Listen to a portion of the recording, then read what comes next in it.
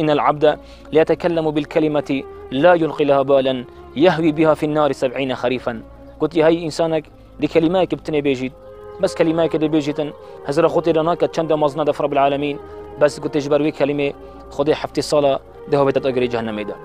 حفتي الصلاة جبر كلمات بتني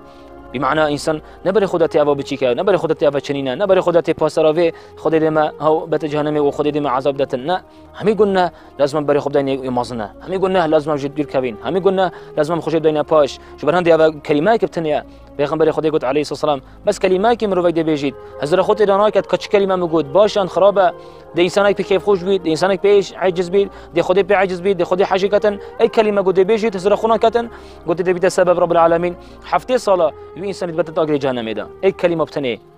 أي كلمة احتمال دف مجكب كلمة شنو بس دف خدي جالك مزنا دف خدي احتمال جالك مزنا خدي حاجة كات تخبرك وتوصل منا كات إنسان عجز كر تبوصل منا باش ببر أبا قد بيت السبب حفتي صلاة إنسان جهنم ده بتشتاخ خارج بر كلمة كابتني